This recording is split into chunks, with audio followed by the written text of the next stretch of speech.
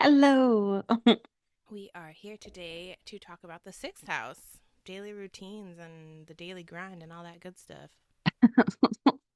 Going to People, work every day. yeah, the things people are super excited about. We are July 17th, 2024, 9:14 a.m. and I am in Whatcom County, Washington. The sixth house. All right. So the sixth house is where you can look at your work ethic, your health habits, like I said, the daily grind, all that good fun stuff, the mundane routine of life.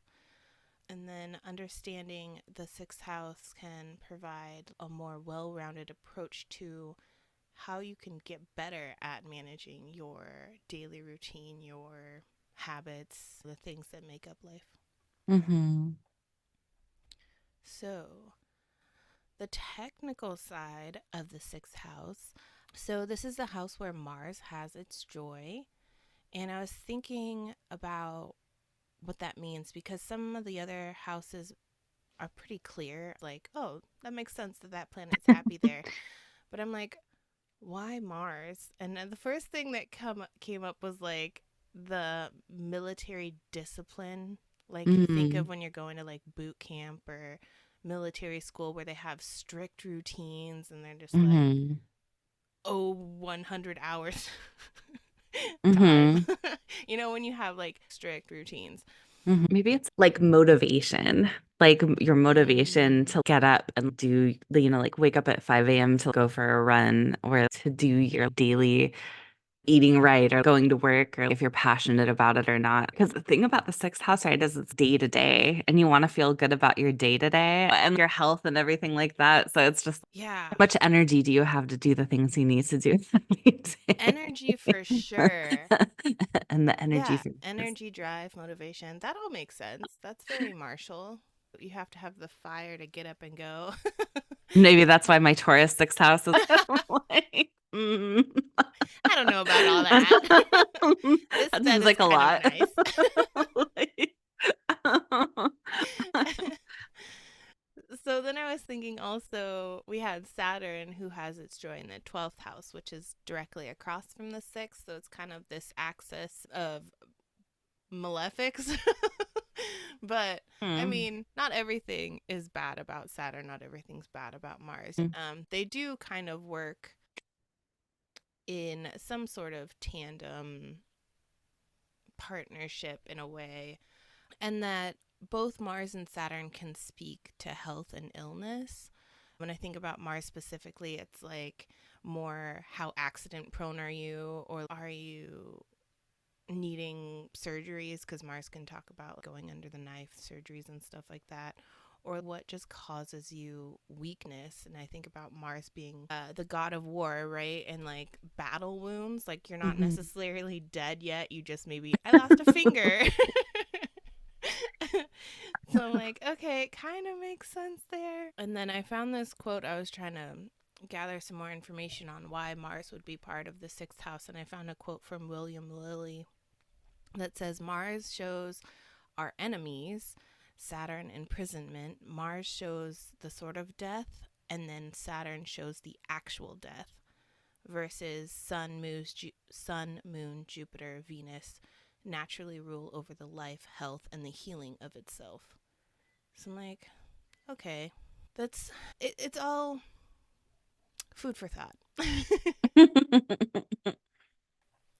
So when wondering why I can't figure out the aha moment that clicks for me with Mars in the sixth, I was thinking about, well, aversion, right? You're coming from a perspective of the first house, and from the first house, you can't see. There's a practice called aversion where you can't see the second, sixth, eighth, and 12th. So those two axes that are too close or in weird angles for you, which I'm still debating in my practice whether to use aversions because if you think about sitting at a table, a round table, right? Everyone's like the Mhm. head of a house at a table. I can still see the person next to me. Obviously, the person across the table I can see really well. But the person next to me I can still see. I just might have to show a little more effort. Like I might have to turn my body towards them and be like, oh, there Mhm. you are, clearly, right? But they're still in the periphery. So I don't. And this real like facing, you're not like facing the center of the table. Everybody's turned to like, The direction, right? Like first turns to yeah. second. Right? So 12 only gets your back. But this idea of, okay, if we do think about aversions, then 12, 6, 2nd, and 8th are considered blind spots. So maybe that's why I'm not really allowed to see the full picture of how Mars is involved with the 6th house. I don't know. I'm sure there's other more experienced astrologers out there that have examples, but at this very moment, I'm still debating. Not that I don't believe it's true, because I feel good about all the other joys. So Mars has to have their place. Another technical thing to think about for the 6th house is this idea of it's possibly the last personal house we're going to deal with. So there's many different ways to chunk up the houses into what they mean. 1 through 3, chunk them into 3 sets of 3, chunk them into sets of 6, sets of 4. There's different practices and valid reasons for each of those. But if we just look at the horizon line, the AC to DC axis, and then below that being under the horizon. So that to me would be more of an internal feel, more of a personal theme that we have to deal Mhm. with. And then above the line be like that outward, external, Mhm. interrelational house topics. Mhm. So this is our last hoorah before, speaking of military, our last hoorah of dealing with personal stuff before we make the loop again. And then the 6th house also has that natural zodiac affiliation with the sign of Virgo. So this is a house where it's a really practical, detail oriented, mundane tasks, which kind of definitely fits with Virgo.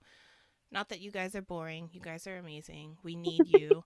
But Virgo is really good at details, really good at setting those habitual routines that we need for success in the daily life. And then also, Virgo is the sign of the servant, right? So that's where we get the idea of the I serve house for the 6th house. So we can go into that a little bit later, but those are some things I had for the technical side of the 6th house. All right, so let's jump into topics that the 6th house encompasses. Obviously, our daily routines and rituals. So, what does that look like? What does that mean? So, you alluded to getting up at 5 a.m. and going for a Yeah. run or whatever. Like, the details of that is setting your alarm. Like, maybe we put out our shoes in the morning so that we have good running gear ready. Like, all the things we need to accomplish our intentions for the day. And like maybe like even figuring out like what kinds of routines we want to have or like writing because like I always find that like I end up like writing down like a list of here are the things that like I feel like I should do every day, like accomplishing that. Like I have a little spreadsheet for it. Here are the things and I can like mark, like I did them every day. So even just maybe going through and deciding like what's important to you and depending on what sign is there, planets are there, it might affect like what's important to you. For me, 5 a.m. running is not not a priority. So Of course, no. 5 a.m. or running together or separate. I will take neither. Yeah, making lists and habit trackers. I used to be super into Mhm. bullet journaling. All those things shows the Virgo side of the 6th house. These are the things that I want to make sure that I'm getting done, whether I do them or not.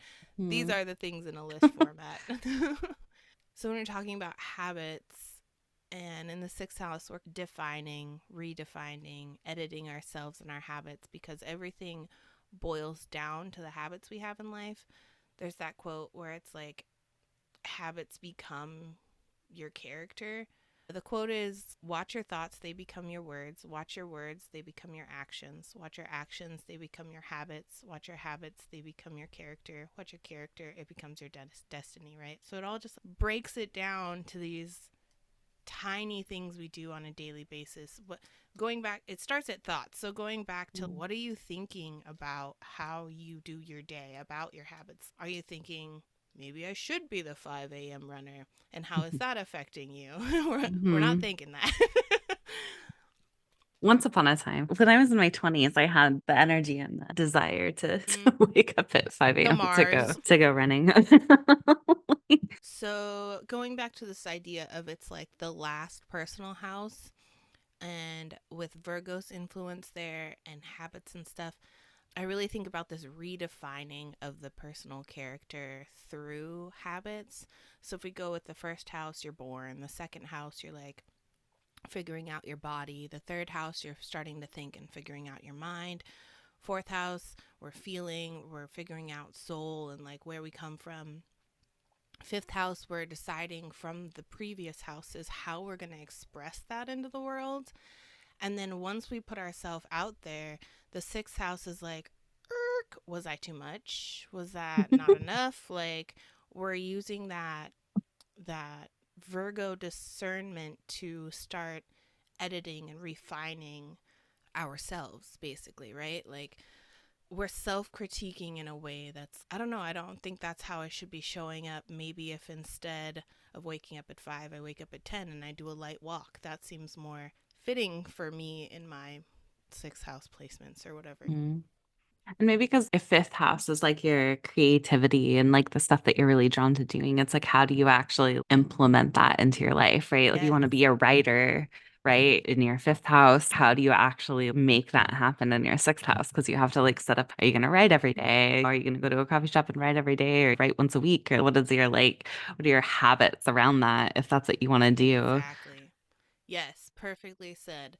The planning and the strategy it takes to keep those creative practices, those things that bring us joy that we said were, overlooked sometimes, that we need them in our lives. The sixth house can be like, okay, this is what you need to do to be able to incorporate all the things that you want to do that bring you happy within the minutia of everyday life.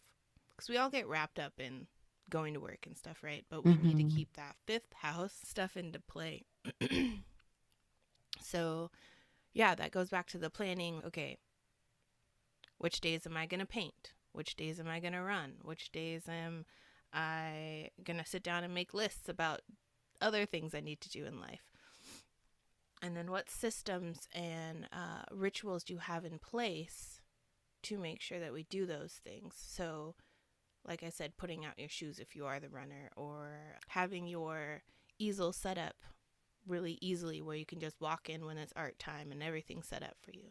Those can Hmm. all be sixth house routines that help you stay in a space where you want to be. Coming off the fifth house into the sixth house, it's like we found the things that bring us joy, we found the things that bring us pleasure and express our creativity.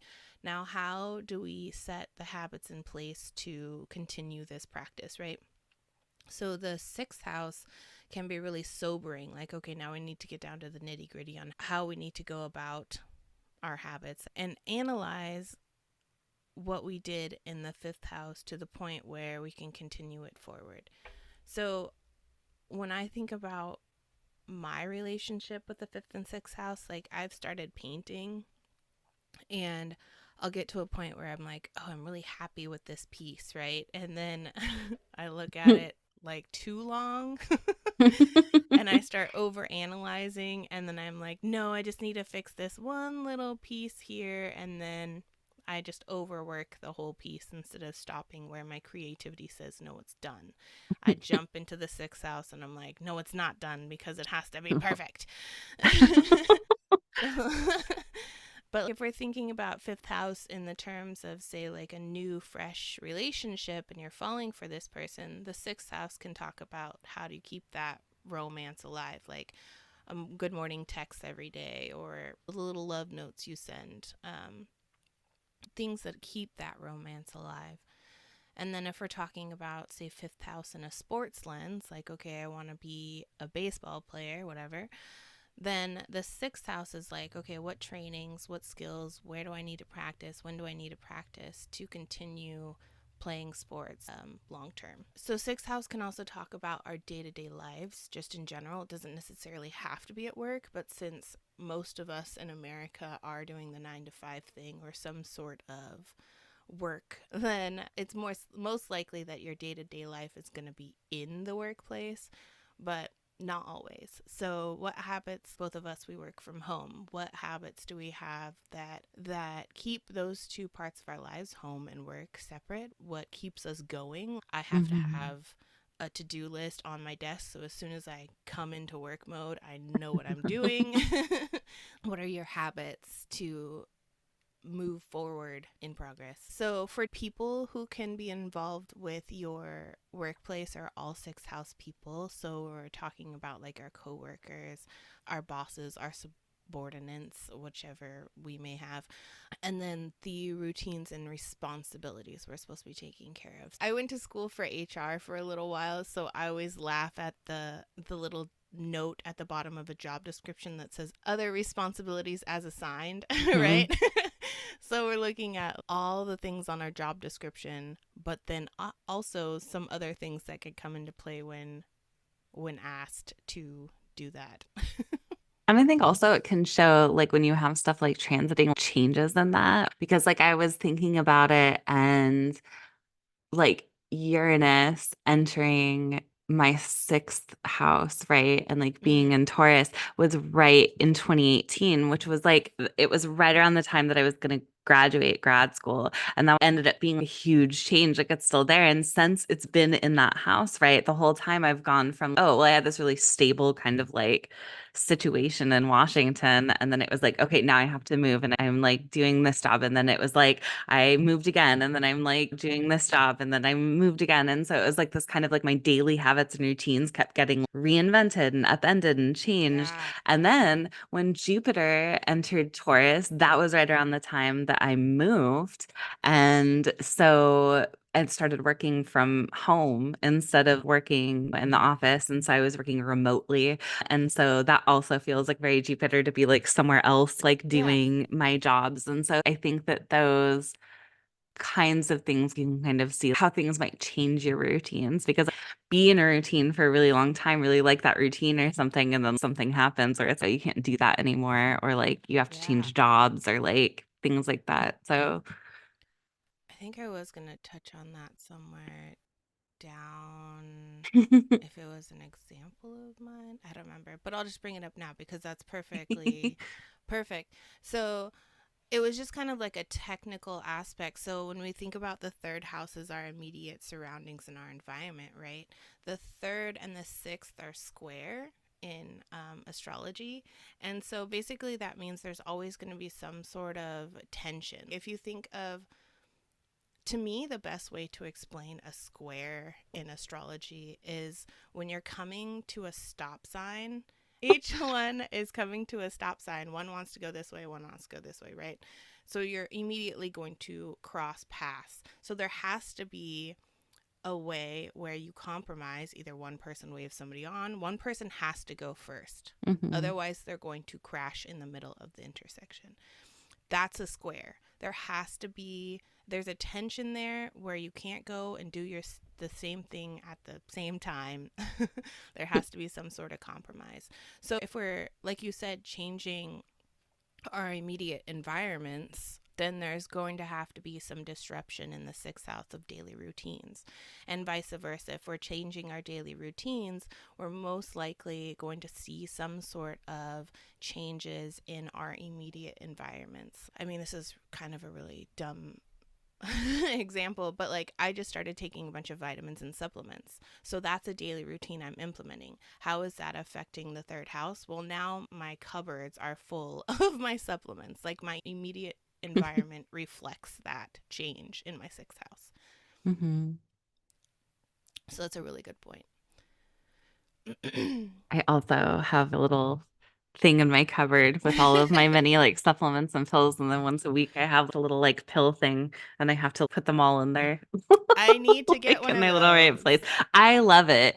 I need it because like in addition to the supplements, I have medications I have to actually make sure I take. Hmm. And so if I just have them in the pill bottle, sometimes I'll be like, I think I took my pill, but was that like yesterday? So it has to be Right. like I have to have it somewhere where it's I know that I took like the one for that day. So if you're looking for some new habits and routines and supplements, I highly recommend getting one of those little like weekly pill things because it's very helpful. Yeah.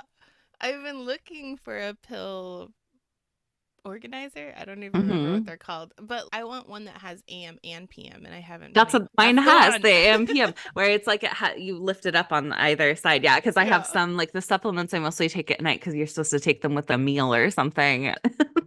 Yeah. So that goes back to Virgo organization of your daily Hmm. habits. What systems are in place to ensure that your Hmm. daily habits happen? Love it. It's funny. I was working. I wish that'd be fun. I was looking at Daiso because we just got a Daiso in the area, and I thought I'd find a really cute pill organizer, and I didn't. I was bummed. uh, um. Okay. So speaking of that, health, right? We're talking about health and habits. So the sixth house can also speak to how we take care of ourselves, our health, our nutrition, our daily exercise, all these bodily things that is necessary for caring for this vessel. I am definitely not a doctor. I'm definitely not a health professional. I have very little experience with medical astrology. However, it is super fascinating. They have definitely different ways of looking at the planet signs and houses as through the filter of medical astrology, obviously. But it just makes me think of the sixth house when it comes to health, like the sign on the house being related to diet. So I just Mm. go went through, like, I'm doing the supplements, I'm doing all the things. I had a diagnosis of high blood pressure, and they wanted, literally, I saw this doctor once. She took my blood pressure 3 times in the doctor in the office, and I hadn't been to the doctors in 5 years or something ridiculous, so I was already nervous. I know I have higher blood pressure, so anyway, she ended up giving me a cuff, which was really nice, so I could monitor it myself at home. But that day, she also prescribed me high blood pressure medication. And I'm like, I'm not trying to get on medication right now. The thing that bothered me is she didn't go through the daily routine. She didn't Mm. ask me what my diet was like, what my exercise was like. Mhm. She was just like, here's a pill. And I'm like, okay, I understand it's in my family history, but are there ways where if I lower it, I can get off the medication or Mhm. what? And she's like, I sometimes not. She was super vague. So anyway, I took it upon myself to redefine my Mhm. sixth house daily habits, and that's where I've been adding in supplements. I've been changing my diet, changing my exercise routines. But now thinking about that, I decided to kind of follow a Mediterranean diet, Mm. Mhm. right? Like I'm trying. I'm I not the have best at a it. book for that. Maybe I'll have to Mhm. borrow that.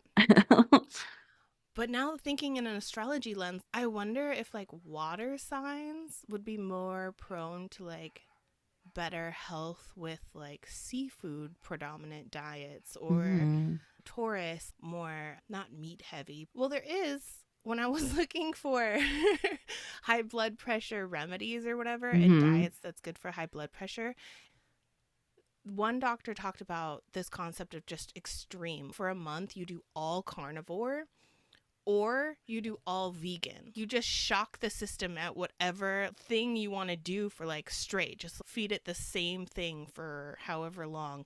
And then your body just kind of naturally resets itself, which, not a doctor, do not follow any of this advice. But it was really interesting that there is such thing as like strictly carnivore diet, because I didn't think that that Mhm. was necessarily a healthy, b like a thing that people did. But I have unfortunately seen that quite a bit online. okay.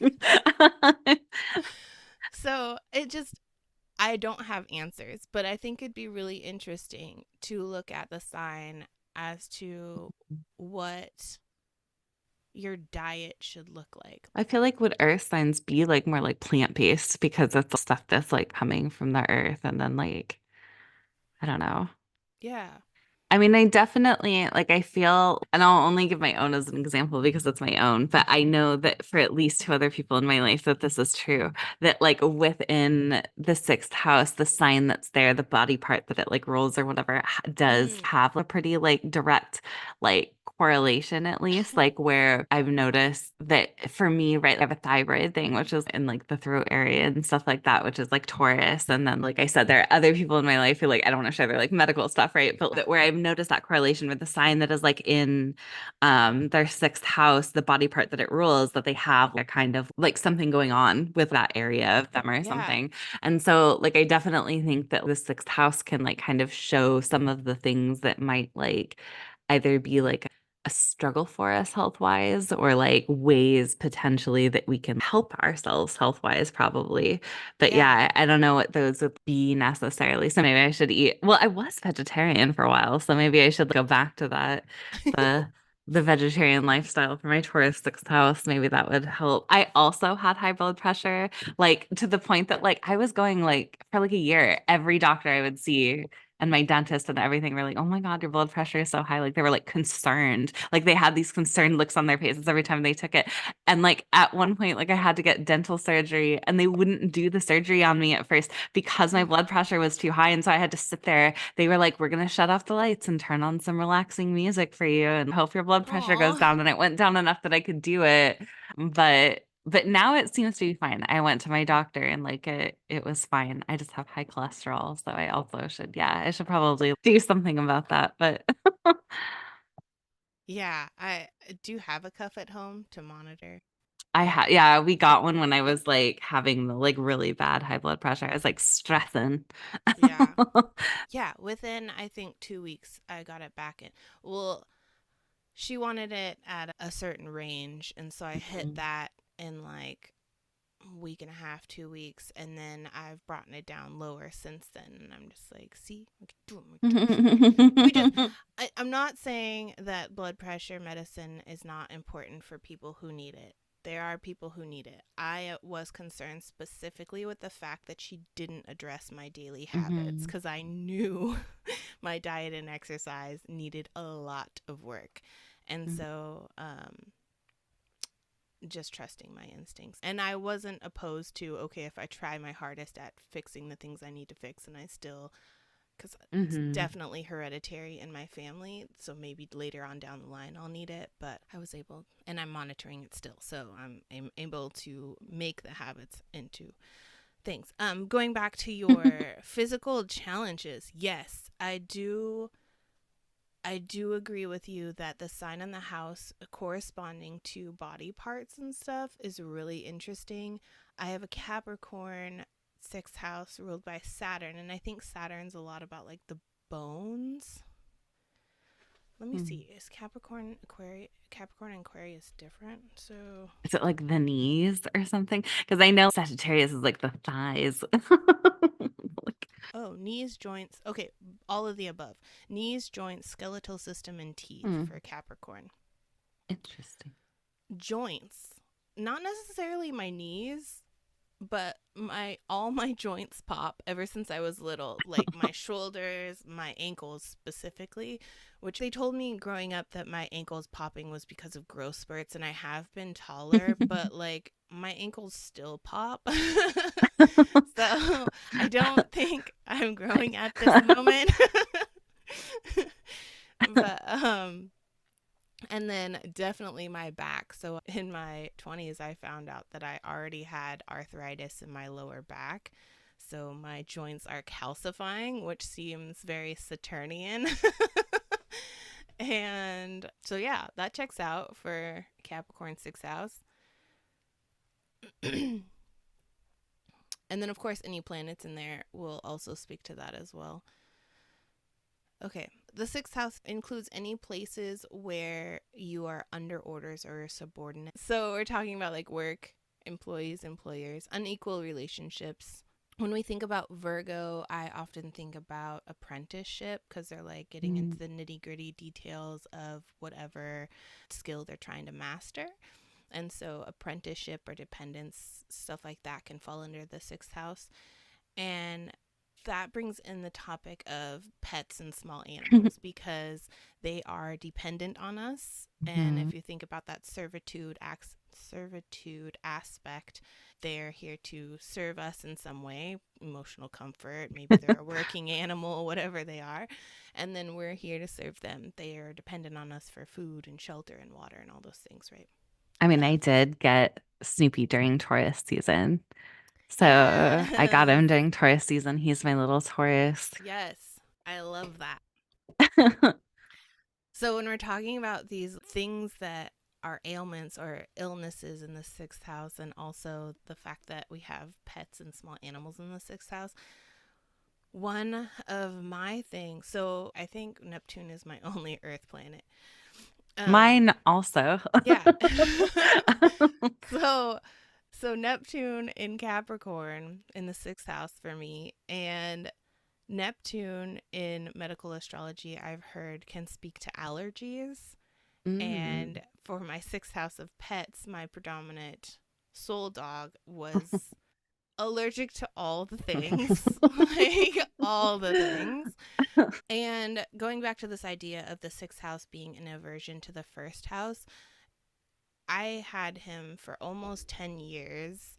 And for 9 of the years, we had been trying to figure out what exactly he's allergic to. And it was consistently this blind spot on how to cure it, how to Mhm. fix it, how to relieve him of his allergy pains. And literally, his whole life, we were in and out of the vet like every other month. So, when you have planets in a house, in this instance, we're talking about the sixth house, obviously, but it doesn't necessarily have to play out for you specifically.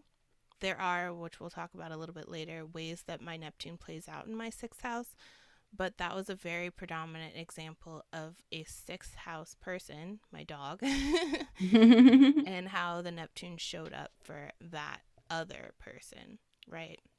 Mhm.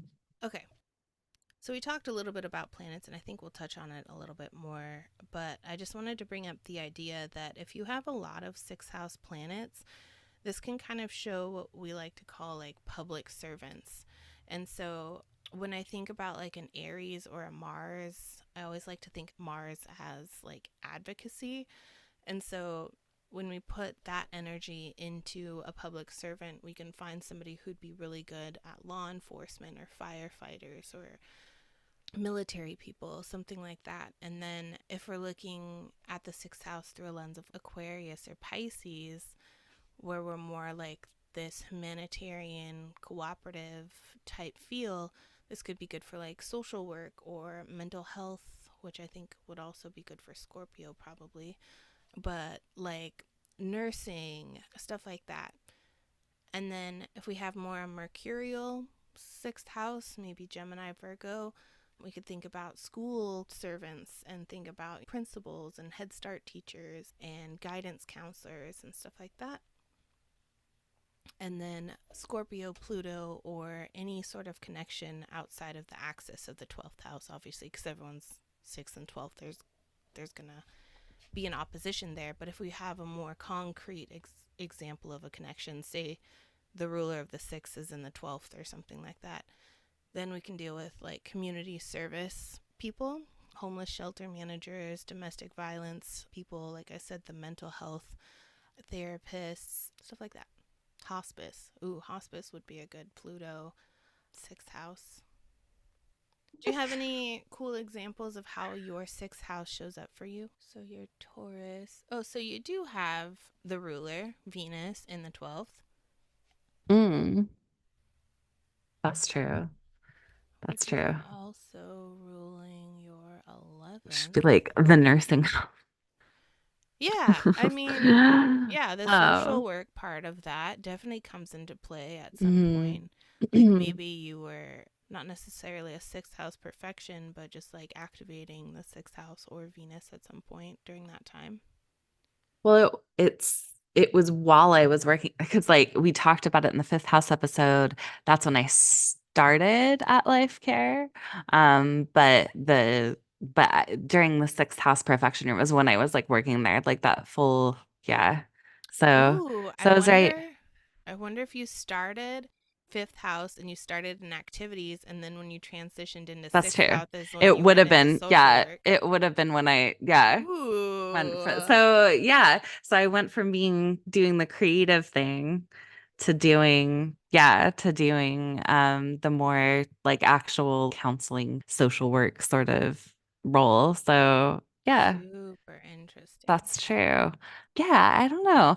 I feel like for me, like I really like consistency in my routines, which feels very fixed. I definitely prefer it. Like as much as I have all these planets in Sagittarius, I feel like sometimes it's, the Sagittarius thing. It's like, oh, so flighty and blah, blah, blah, like whatever. Right. But I really like to have a really solid routine. I like to know what I'm doing from 1 minute to the next. I tend to really like doing the same things every day that I like to do. And I have very like specific things that like I like. I get kind of irritable if I can't do the exact thing that I want to do when I want to do it. Or I tend not to be super ambitious about my routines, like physically. I'm not, oh, I'm gonna wake up and I mean, like I said, in my 20s, there were like periods of time where I would do that. But really for the most part, it's like I tend to I go to bed sometime between 11 and 1 each day, and I wake up sometime between 9 and 11 each day, right? Like I work from home now. I don't have to be anywhere, which is what I like. I just wake up whenever I want to wake up. I eat when I want to eat. I like go. I'm like pretty like lazy about my routine. Like to be honest, like a lot of it is just me like, oh, I'm gonna sit outside and paint. I feel like from when I'm happiest, right? When I'm happiest in my daily routine, it's a pretty like fixed but lazy routine. Like it's like I want to like do the least amount possible for the most satisfaction possible and to only do the things that I want to do. I don't like being told what to do. I thrive a lot better in jobs where I have a lot more freedom, like the one that I have now where I get to decide everything that's happening. I don't like having a boss telling me what to do. I like to do what I want to do and I want to do it the way I want to do it. I like to have a lot of control over my routine and for it to be like pretty laid back though. Like I don't want to be like I have to be here at a certain time. I'm not a go go go kind of a person. Like I I like it's like the whole like every time I see like stuff online about that, like, that kind of life where it's, oh, you're like waking up every day and you're doing it. It's like, no, I don't want to do that. But that's a good point because we see a lot of this is my morning routine. Get ready with Hmm. me. Follow me in my morning routine or even evening routines, whatever it is, because all routines fall into the sixth house. But just because something works for somebody is not for everyone. Hmm. Not for everyone. So, yes, millionaires wake up at 5, but I'm sure there are plenty millionaires out there that sleep till they're done sleeping and eat when they're hungry, and it doesn't matter. Probably especially the ones who inherited their wealth, I imagine have much more. They didn't have to, they weren't the ones so, who had to work for that money. So now so a they're just Taurus gonna keep. sixth house is a nepo baby. That's why they always get to travel everywhere. That Sagittarius rising, they're like just like Oh my gosh. Is there you should something you like need to look into tell that. me? We need to look into Nepo babies to like find out how many of them have Taurus themselves. Oh my I god, that's wish, hilarious. man. I'd be like an excellent Nepo baby. I would like spread that love. I would give people money. If I were rich, I would be like, Yeah, with ruler in like, the 12th, then you're definitely probably helping like others. That's hilarious. if I ever get hired at the post office, it's because my parents worked at the post office. Excuse me, do you know who I am? It's because of my connection. Oh my gosh. Uh, but that's another solid point for really diving into the modality of the signs on whatever house you're working with. Not only the modality but the element, because when we're thinking about our daily routines and our like work life for most of us, it's going to be the same element in every chart for your second house of income and your 10th house of public reputation and your career. So if we're thinking about earthy things, you want to be more stable, more practical in the areas of your life that have to do with your career and stuff, so on and so forth. So maybe like a cardinal signs, or like fire signs specifically, like maybe they want to be more adventurous in their career Mm-hmm. and their daily routines and need more spontaneity. Okay, today I'm gonna wake up and hike because I feel like it. Tomorrow, I don't feel like it. I'm going to the beach. Just take into account the signs and the modalities and the elements for sure. So for me, Capricorn sixth house, when I'm changing my daily habits and stuff like I did in the last couple months, I need to start out with a super strict Saturnian container to have structure around the start. I'm not the person that can be like, oh, I'll diet 6 days out of the week and I'll have a cheat day. That cheat day could potentially ruin my life. Just kidding. But like, I do much better when I have strict rules. I need to make sure that I have strategies in place also, like a structure for, okay, if I'm invited to go out to eat with a friend, like how am I going to do that? Am I just going to get salads? Am I just going to get fish? Am I whatever? Or if I'm invited to a summer barbecue, how do I do that? Do I bring my own food? Whatever. Like I have to have a structure set up in place until I make that habit like my routine, right? Mm-hmm. And then I also was thinking about how my sixth house plays into, I'm still looking at your chart and I'm like, Taurus, what are you talking about? It's green, but it's not. It's the wrong green. um, I was thinking about this idea because Capricorn to me is, business, corporations Mm-hmm. type feel. And I used to be all about business. Like, I used to be like, I need the corner office, I need the title, I need all these things, right? And till I started going after that and then learning that's not exactly what I want. And so Mm-hmm. I feel like my Neptune there kind of dissolved this idea around having to have a Capricorn life in a Mm-hmm. in a way, because I still love business and I still am an entrepreneur, but instead Mm-hmm. of focusing on my sixth house for my career life, I learned about the MC, and my MC has Mars conjunct it in Aries. And so with my moon actually, because that definitely plays in a part. But my point is that an MC Aries to me feels very entrepreneurship. So I Mm-hmm. still have that focus of business, but instead of being stuck in like corporate life, I'm thinking more now I am my own boss. There doesn't need to be any subordinates.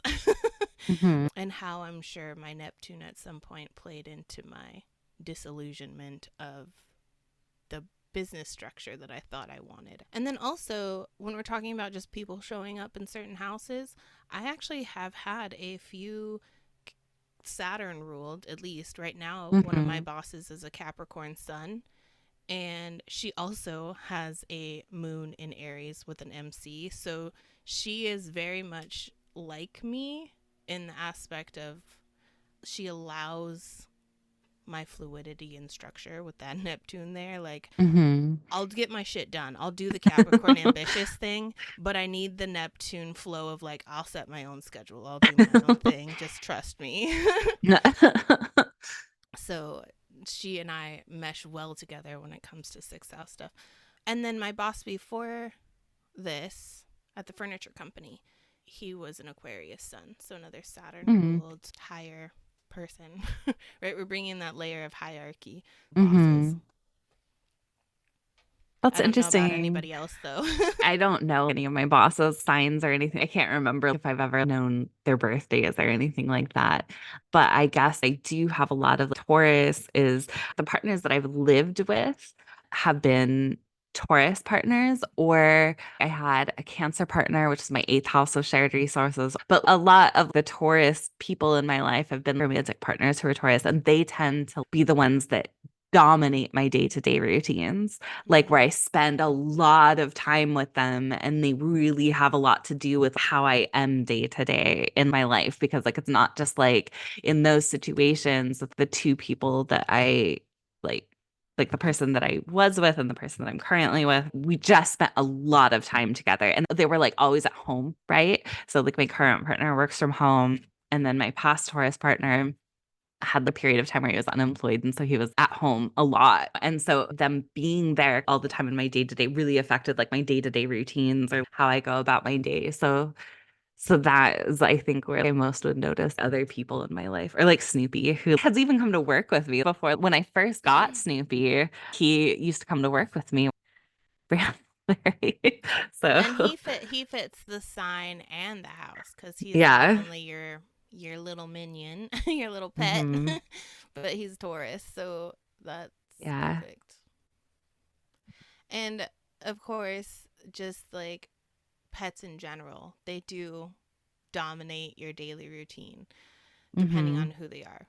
I mean, Lena is less domineering than Ryder was, but definitely I need to go out now. I need to eat now. Like these are these are legitimate routine needing Hmm. entities. Snoopy definitely dominates my routine and what I'm able to do in a day. So, Yeah. All right, so let's jump into six house perfection years. So, perfections is an annual timing technique from ancient Hellenistic astrology, and both Michelle and I use it. And it's a way to look at the themes that are coming up for you around your birthday specifically. So, each age you turn will activate one of the 12 houses in your chart, and therefore bringing those themes to the forefront of your life for that year. We now have a beautiful PDF called House Magic, and it is your go to guide on astrology house insights. It has a perfections cheat sheet in there for you. So you can grab that cheat sheet, find your age for whatever year you're looking at, and then see the house correlation for you. And House Magic should be in the link in the show notes, or you can go to our11thhouse.com and there should be a button to download the free PDF. Six house perfection years are ages 5, 17, 29, 41, 53, 65, 77, and 89. Do you have some good perfection examples? sure. So, like the first one, I don't know. I was going Yeah. to Catholic school for kindergarten and I was living with my mom downtown post divorce. That's all that I like really remember of what was going on. I definitely had a daily routine, but I don't know particularly like how that was affected by the perfection year. But when I was 17, my boyfriend and I, my first boyfriend and I, we broke up. And that definitely affected my daily routine because I was on the speech and debate team and he was also on the speech and debate team with me. And he also lived two houses down from me. So like it definitely affected what I did day to day. And then I also started up kind of like with my witchy spiritual practice kind of stuff again during that time, I think, because I was really into it like a little bit in middle school, but this was like kind of coming back to it a little bit. And then I started dating my next boyfriend, and speech was just no longer fun for me. This was a year like the year before, like when we were talking about the fifth house perfection was my best year. This year was when it became not fun and it was kind of a thing I was just doing. Like I did it because all my friends were on the team and it was just like a part of who I was at this point, but I wasn't like enjoying it anymore when I was 29. So that again, we talked about how in the fifth house year, I was doing activities in at the retirement home, and then I moved into social work. This was also, so I had some stuff going on with my ex during this year, my last ex-boyfriend, like hanging out and stuff. And then also finding out some stuff that like kind of cut him out of my life. So that was a huge big change to my routine because like we had lived together for quite a while and also had been together since I was like 20. So at this point, like we're talking like 9 years that we had known each other, really, like 9 years. And so that was like a big change because even after we had broken up, we lived together for another couple of years after that. And we were still friends, I would say, like in that like we hung out and like we would watch like TV together and we'd hang out sometimes together. It wasn't like a bad kind of like relationship necessarily when we were friends. But yeah, so him no longer being in my life like at all, where he ghosted the relationship after the stuff that I found out. So that changed things. And then also I started my grad school degree that year. So that was a huge change to my daily routines. I was still working at the retirement home, but I was starting to teach and I was starting to do grad school stuff and I was seeing the same people every day and like taking these classes. I guess what I would say about this year and it being a perfection year is it was a transition kind of from one like part of my life to the next. Like it was the transition from I had this weird time off in between my bachelor's degree and my grad school degree and was just like working and doing the social work stuff. And now I was like starting this new changing of routines. Because if I'm looking back at these were two times where I had not necessarily breakups, but I had a breakup one of these years. And then in the other year, I had the like sort of like official final breakup with my ex where Mm-hmm. like, it was kind of like endings to things for me, like endings of relationships. And then finding that I was like no longer maybe kind of like enjoying some of the work that I had been doing that I had enjoyed previously and kind of starting a new routine. Like I started dating a new boyfriend, like after I broke up with my first boyfriend that same year. And I went from one kind of work to like a different kind of work. And you were living with me then. So it was kind of transitioning from living with one person to like a different person, which obviously heavily affects my daily routine. So I feel like it's kind of like transition points of daily routines, like where it's like something is about to like change here. But Yeah, interesting. I like the fact that, I mean, I like it's the astrologer good thing, right? The fact that the sixth house is ruled by Venus, so there's a lot of relationship stuff in there, and the hmm fact that Venus is hidden in the 12th house, so it's like this hidden information that came about to end one of the relationships, or also the daily routine of starting up your tarot practices and stuff kind of goes back to the 12th house hidden topics, like occult hmm things. I mean, it's not so much hidden anymore, but this occulty idea. And Um, really, both those relationships had hidden things in them. So both and the last X was the Taurus X. So that probably, and also the last time when I had this sixth house perfection year was also when I had my Saturn return three times right. because it went retrograde and came back. So it was like three times I had my Saturn return that year. And the card that I have for that year, the tarot card was the devil. I Mm. like that year was just setting me up for failure. Like I just, there was no way that was going to be like it was I mean it wasn't a bad year. There was a lot of good things that happened. We did the boudoir photos and there was like some fun stuff Oh that happened too, yeah. right? But it was definitely like a lot going on that year that was pretty upsetting to me, some of the information that I found out and stuff. And so Yeah. yeah, it is interesting. I think the sixth house, 12th house, like kind of access and how those things might show. We've talked about how the 12th house shows up like in the first house, right? Where it's, oh, your subconscious stuff and it's going to affect how you show up in the world, like who you are as a person and stuff. It's going to affect your daily routines too, right?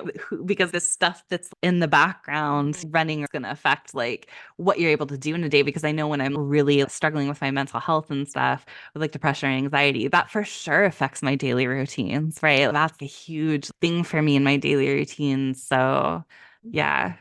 There have been plenty of other times where my daily routines have changed. So it's not like those are the only years where I've had these big shakeups in my daily routine. But it also, I talked about earlier in the episode, right? Sometimes it's the transits. Because when I had Mm-hmm. Uranus in there, it's been changing like really often ever since Uranus has been in there, where for a really long time, I had a pretty, at least similar in the sense that I was in one place. Like I was in Bellingham for a decade or more. Like I was there for a really long time. I kind of knew the area. I knew what I was doing. So even if certain parts of my daily routine shifted. It was in small ways. It was like a job that's different or a relationship that's different. But ever since Uranus has been in there, it's like full on, I'm moving to a new state. 2 years later, I'm moving to a new state. 3 years later, I'm moving to a new state. I'm like having different jobs. I'm like doing different. So it's my daily routines have been like consistently getting super shaken up the whole time that's been happening, or like Jupiter being in there really changed things. So I feel like it's like the perfection years, but like also if you're having a lot of stuff go on, it can just be transits. So, Yeah, very good point. Going back on 29, because we both have Saturn in Sagittarius, so that probably mhm. hit mine 3 times. Also, I need to look back at my Saturn return stuff. But that year, obviously, Saturn return in a Saturn ruled sign for me because it's a Capricorn house, and that year was a death card year for me. So mine wasn't set up very nice either.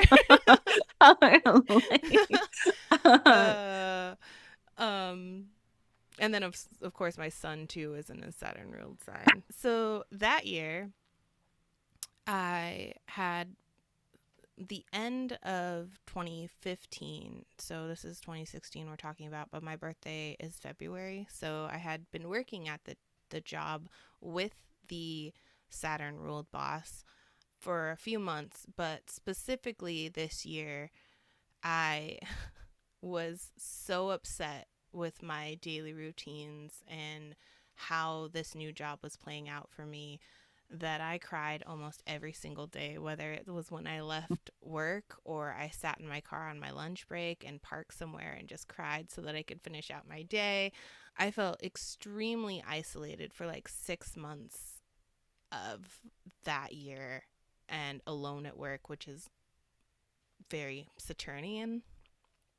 And I say that now publicly because I actually told the boss. We became better friends later on in my work relationship and stuff. And it came out later that he thought I was the best person that could ever do this job, and he never thought I was doing a bad job. He was kind of fiery to work with, so I'm sensitive in that aspect and I want to do my best job. I want to be ambitious and Capricornian in my work life. And so later on, when we started becoming friends, I was like, I hated the first 6 months here, right? Like, I'd cry every day. Like, so I told him. So I'm not going to, it's not like bashing him, telling this publicly. And we're cool now. Like, I've been back and forth working for him on and off since I left. But that first 6 months was fucking hell. It was really hard for me and nobody else, apparently. But looking back, also, I think age 29 was also the year I decided to quit my HR program, which is interesting. I quit that year, and I think that was starting to filter this. Maybe I don't want to do the corporate thing anymore. And then 2004, age 17, we for years had been trying to get a new high school in our town, and junior year was the year that they opened the new high school. So my freshman, sophomore were in the old high school with certain daily routines. It was an open campus. It was in town, so we could walk to the hospital and get the best French fries in town at the hospital. Like we could do stuff because it was open campus. And then when they opened the new high school, even though we were upperclassmen, it was now closed campus because it was right on the highway and kind of the outskirtsies of town. And so the daily routines of, oh, I've put in my seniority for high school and I'm an upperclassman, I can do whatever I want, became just like, nope, you can't go anywhere on lunch break, you can't do anything. And just the daily routines of having to get used to that new environment. I think that's where I was going to bring in the third house, the new environment of I went from the third house immediate familiarness of the campus of the old high school into the new high school where I had to learn where everything was again and figure out all the things. So that changed up daily routines and stuff. Okay. So before we go into our chart examples today, I want to invite you to sign up for the Artful Houses series. It's coming very soon. We're going to launch in fall with starting with the 12th house for spooky season, because why not? And we have a link below, but basically every month we'll walk you through an artful creative prompt and let you know how to look at each house in your chart. Each month will be a different house. And then we'll create art around it and share it, and it'll be fantastic. It will be a lot of creative, introspective fun. Yes, we will be taking our creativeness, fifth house, and solidifying it down in our sixth house by creating a routine every month of doing art.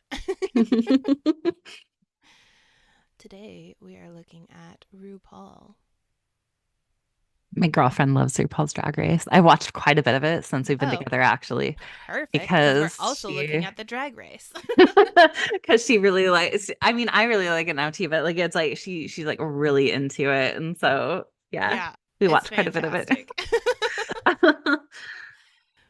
So we'll briefly look at RuPaul's chart and the chart for his drag race show. So RuPaul, if you don't know, is an American actor, drag queen, TV personality, and recording artist. So when we're looking at his chart, he has a Gemini rising, and that puts Scorpio on the sixth house that has his Sun, Moon, Neptune, and Mercury. So going back to, I think our last chart was a Mercury ruled chart too, which is funny because I'm in a Mercury year. Anyway, so Mercury stands out predominantly because it's the ruler of his ascendant, which means it's his chart ruler and will always be the most important planet for him throughout his lifetime, no matter what perfection year or what else is going on.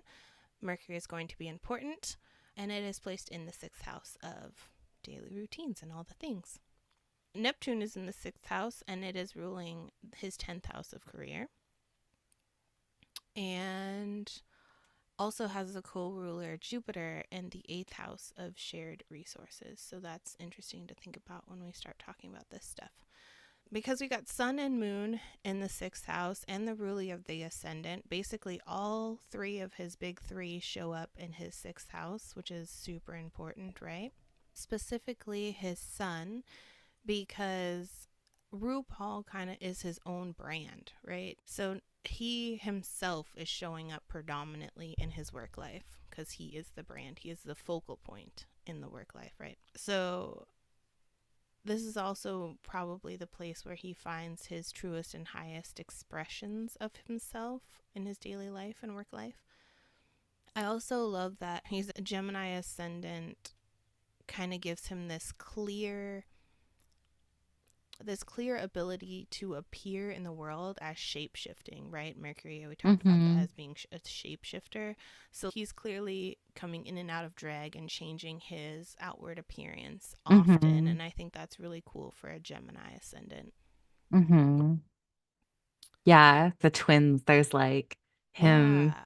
out of drag and then in drag. So like the Yeah. two different sides. And speaking about it too, because the Mercury is there. And so then it's a lot to talk about, like speaking on that topic. So, Mm-hmm. Right. He does do a lot of public events and stuff hmm speaking about that. With Mercury and Neptune also, there's like this blend and blurring of the social norms, especially around that binary. We're talking about the twins again, right? And so Neptune in there kind of blurs the boundaries. So not only does this show up in his work life, right? He is blurring the boundaries. He's the center stage in his work for this shape shifting stuff. But the people in his sixth house, so his coworkers, his contestants on the show, his people that he works with in the sixth house also are other drag queens. So they're also this idea of blurring the boundaries and expression of self through different outward appearances. I feel like especially because it's Scorpio too. And Scorpio deal, I feel like because if we're talking about body parts, Scorpio rules the Oh, genitalia area, yes. right? And so we're talking about blurring the lines of gender or expressing gender differently, or and they feel Scorpio is all about sex and death and those kinds of kind of like change sorts of things or delving into the mysteries of these things. It was like a drag queen. Right. I feel Yeah, like it makes a lot of sense for so good. like what we're talking about, right? Because it's a lot to do with gender and a lot to do with parts of gender Right? and Like, sexuality and sex and yeah, yeah, the taboo of the industry. yeah. The moon also being there adds this other layer of change and adaptability, right? We think about the moon as always in different parts of the sky and it's Hmm. going through its phases. So that brings in another kind of mercurial shape shifting element, especially when we think of moon being related to the body. Hmm. And of course, in his sixth house of daily routines. Neptune is ruler of Pisces. So this is all in the public eye, right? But also Neptune is very fluid. So we're talking again about that fluidity in gender. Like you said, Hmm. Scorpio talks about the reproductive organs. So that it's like all these things are hitting the nail on the head till the nail's like Hmm. completely through the board, basically. So the quote when he was asked about his pronouns, right? RuPaul was quoted, "You can call me he, you can call me she, you can call me Regis and Kelly Lee. I don't care." Or Kathy Lee, sorry. "I don't care." And I was just like, yes, that's freaking perfect because it's I am who I am. My son is here. I am who I am. I'll show up however I want to. I'm secure because we're talking about the moon and security. I'm secure in my identity as this person, and I might show Mercury ruling the ascendant, I might show up in different visual fashions, but I am who I am. Call me Hmm. what you want. I don't care. And then also, so Scorpio is ruled by Mars. Mars is over here in the second house of money. So this is obviously, we've got that career trine that we talked about. So it's bringing in a lot of money. But Mars is in Cancer. So Cancer is ruled by the moon. So we have this Hmm. astrology is called a mutual reception when Hmm. they have the connection of rulers in each other's houses. So they work very well together, not only because they're a trine, a water trine, but they have that mutual reception. And I also, because this is a workhouse and an income which relates to workhouse, I also love the fact that he has that song, "You Better Work," which is, Hmm. yes, expressing Mercury, talking Hmm. about work, and just like making art around that, which I think is pretty cool. And then another thing I was thinking about because we went into that watery Scorpio and that depths of intensity with Scorpio.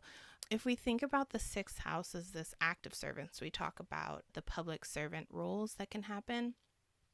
But this is also a house of service. How do you be of service? Like we take care of our animals, we serve our bosses, whatever that is. So, in this instance, if we're just looking at the idea of service, a couple of things I see here. I think that there's this watery emotional outlet that happens when he's doing his thing, and with we'll look at the drag race chart too, when he's in his show and in his element. There's this kind of act of service on behalf of the queer community for like Hmm. visibility, right? And because we've got the co-ruler of his 10th house also in his 8th house, bringing in that shared resources, but his Venus is there also. So technically all of these houses are connected in some way. Hmm. So Venus in general can just talk about the femme or the LGBTQ community, stuff like that. So it's like this mixed up act of service to put this topic in front of the larger audience, the 10th Hmm. house, right? The public stage. But there's a lot of shared stories, shared emotions, Hmm. like this Jupiter Venus, this expansion of appreciation that happens for him doing Hmm. his thing and showing his authentic light within the public realm that really, I feel, adds a lot to the queer community in general.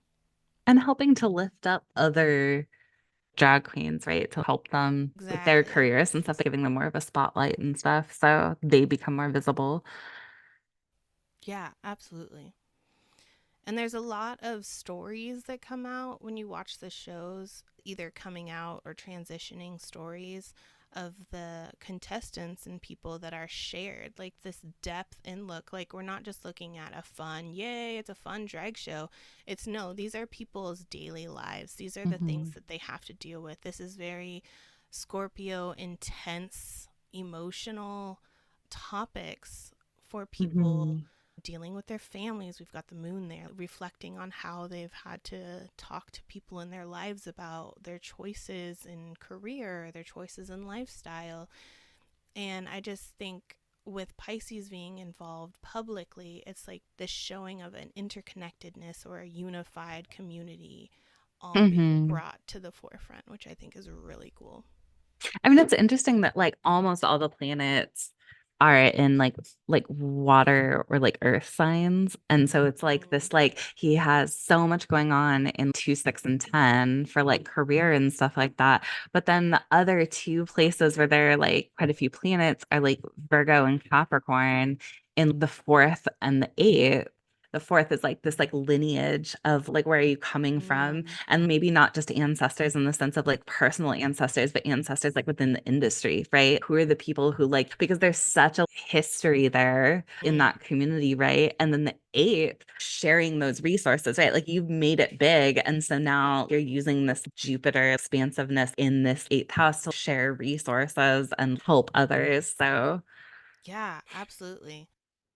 And I also have, I didn't really look at the fourth, but that brings up a good point that we have all this direction in the chart with the water houses. And then the earth houses bring it down concretely. Like he has to have some sort of discipline, like Saturn in Capricorn, mhm, discipline to run his businesses, to be able to do the inner workings, the inner passions of the water houses. mhm, But with Pluto in the fourth, I also have Pluto in the fourth in a different sign, of course, but just this idea of having to constantly transform your mhm, inner circle, your like chosen family, right? So I don't remember. I know I watched him a while back, but I don't remember his stories about his home life specifically. But just I can imagine it was rough and just being able to come out and make a family outside of your birth family, mhm, right? Your chosen family and how that right. transforms things too. Also, I love the drag race aired on my birthday, just saying. So since 2009, he's hosted and produced RuPaul's Drag Race, which is cool because the chart for the actual show, sixth house, so the daily routines of the show, is Pisces, which is his Mm, 10th house of public career or, mhm, you know, reputation. So that's really cool. The show, if you haven't watched it, basically brings in a group of drag queens and they kind of live in the same place for days for the season until they're kicked off, and they compete in different challenges to accelerate their performance skills or their costume making skills, all sorts of things. And so there's a couple of things here. When we're looking at contestants, when you think of a reality show, I just think of you're called to a reality show, you have to drop everything and you have to move to this place, right? And your whole daily routines are completely mhm. disrupted. So we have Uranus here, just nope, you're part of the show now. Come here. Wherever it is, it aired in San Diego too? I don't even know. I have no idea. Well, come wherever the show is No. and film with us, right? So this Uranus disruption, and then also the elements of the show is okay, we don't know what we're walking into each day on the show. We don't know what challenges are going to be there. It's the initial shock. Here's the reveal of today's challenge and you have this much time to do it, right? Mhm. That's another element of Uranus. And then using their Venus, using their creativity, their aesthetics, their appeal, their looks, right? With that Venus there, I think is really freaking cool. And then Pisces, of course, brings in that fluidity that we're talking about. Oh, yeah. The contestants are considered the hierarchical. Hierarchical. Oh my goodness, people of the chart, so they would be in the sixth house also. Debatably, I mean, you can put them in a couple of different places, but disrupting, yeah, creating new aesthetics for each challenge, which is also Venus is ruling the ascendant. So we're going back to that idea of our daily routines, or our thing that we're doing right now in this challenge is affecting or essentially ruling how we show up, how we appear to the outside world, which I thought was really cool. Venusian link, and also that the sixth house of Pisces is ruled by Jupiter in the fifth house of creativity. So they're all using their creativity to become a contestant on this show, changing their daily routines, changing their looks on the fly to compete in these challenges.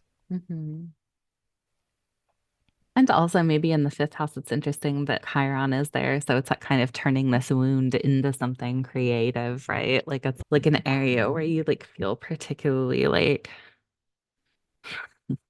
Ooh, I love that. Yeah, I mean, all of these really. The sun, your identity, mm-hmm, and that wound that you have with the identity, and blurring those boundaries of like, am I gonna let it harm my identity, or I'm gonna let it empower and mm-hmm. encourage? We got Jupiter there, that identity, and like expressing that through your creativeness. That, yeah, amazing. I love that. And that's all trine the ascendant too, right? So it's working in collaboration, it's working complementary to the ascendant and how you show up in the world, how they show up in the world. Yeah, I think that was what I had. Anyway, I really love that example. His charts are fascinating. Yeah. Final thoughts on the sixth house? Mm.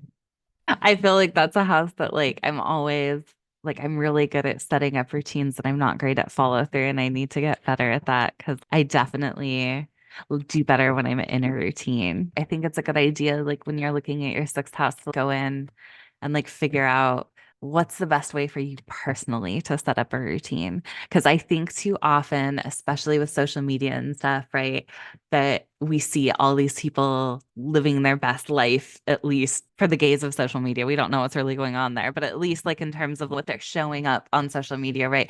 Living their best life through these routines. And they're always like, the 75 hard or like these different things, right? And I think that's great. I think some people like that's going to be the best routine for them. They're going to do well off that. They're going to love it. But I think trying to force yourself to fit into this box that other people have created, right, is not great. Like when I'm telling my students, right, oh, how do you like do good active reading strategies, right? And I show them a bunch of different examples. And I don't say you have to do all these things or these are the best ones to do or something. I say, these are the things I recommend. These are the things I've tried. These are the things that have worked well for other people. But you have to do trial and error to find the thing that works best for you.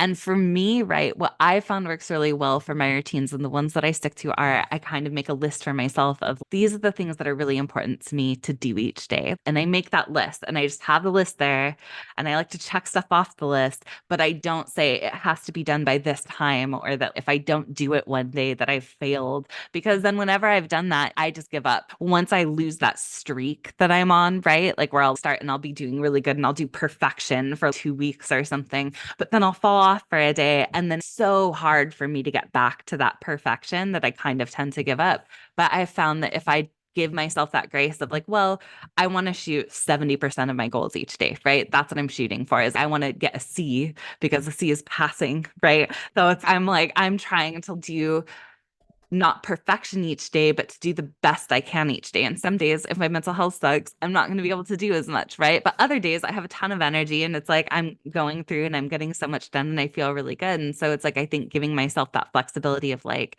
When I have the energy, I do it. When I don't, I do less, but I still try to get something done. What can I do? And so I think, like, at the end of the day, looking at your sign, looking at what planets are in there, thinking about the things that work best for you and not trying to live up to what somebody else is doing because it looks good for them is really key there. Because I think the more you struggle against your own personal nature or the things that work well for you because they don't look as good or they don't get you the thing that like you think that like other people will be impressed by, it's like you're setting yourself up for failure because like you're not going to be like as motivated or it's not going to work well for you. And then you're going to feel bad about it when like you aren't succeeding in the way that you think you should be. So I think that the nice thing about astrology ultimately is that it's so personalized. So you can like really find what is working for you. And if anything we're saying here, like it doesn't resonate, then look for what does resonate and then go off of that. Yeah, absolutely. And if you don't understand your sixth house, come to our sixth house workshop and we'll Hmm. walk you through it. But Yeah. it's a really good point not to compare yourself to others, especially with that 6/12th axis just like playing on mental health. Like it's either mental health controls our daily routines or our daily routines control our mental health. And if we have a habit of comparing ourselves to other people, it's automatically going to affect how we think of ourselves Hmm. and put ourselves down. So, yeah, definitely look at your chart, what's there. Give yourself grace. Nobody is perfect. I don't care what social Hmm. media says. Like, all those funny TikToks of like what a influencer actually looks like or what their day actually looks like. And they're just like filming their cool stuff and then eating a pizza or whatever it is, right? Hmm.